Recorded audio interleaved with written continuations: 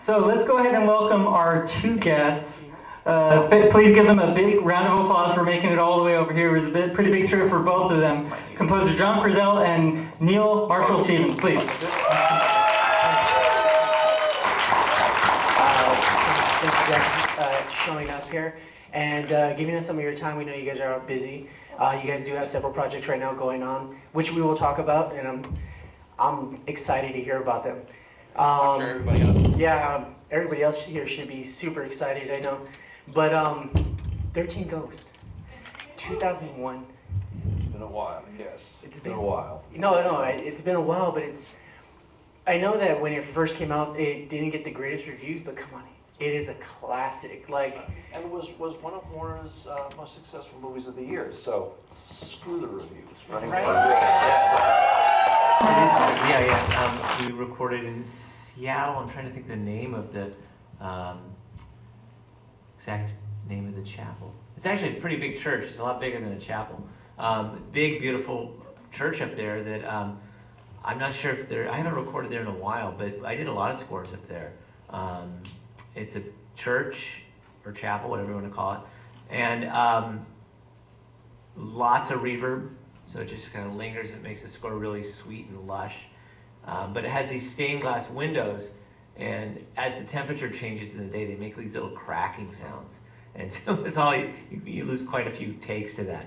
Because in the quiet cues, I go, "What's that cracking?" And we hear the windows kind of doing this thing. But yeah, that is true. Well, there are a whole bunch of different ghosts in that pitch. I think there was an elemental locked in the basement, and there was a lighthouse ghost, and there was, I think, a garage mechanic ghost whose eyes, had those, welding glasses, and there was light burning behind the welding glass. I mean, because again, it was all quite different. It wasn't until I had this as a premise, the premise that Joel laid out. It was from that I developed this whole I said, well, they were all locked up in this glass house. It was like a glass house. And from that I came up with, I cooked up this whole idea. And again, from that to the ideas like, well, what's going on at the Museum of Natural History? And so originally there was some artifact there, and that's where I came up with the idea of the Arcanum. And originally that was some gadget that was at the museum. And then later I moved it to the house, and then it was down in the basement. And from that you had that big spinny wheel. And that's from there to the idea of the black zodiac. And then so the ghosts were all became symbols of the zodiac. Right.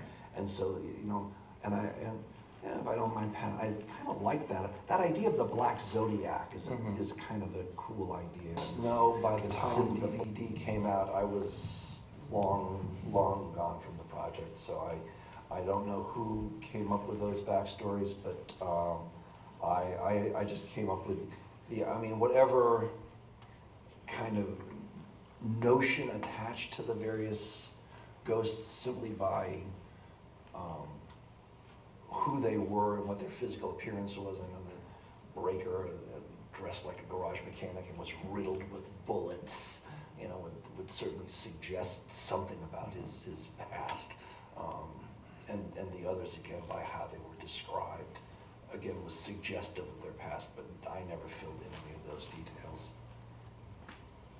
Well, first of all, thanks very much.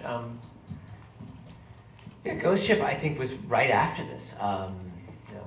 I'm trying to think if there was any big conceptual change. I mean, I think that you have this sort of adventure at sea in Ghost Ship, and so there was maybe a bit of a swashbuckling, more, I don't know, something that reminded me more of just being on the ocean of this giant ship.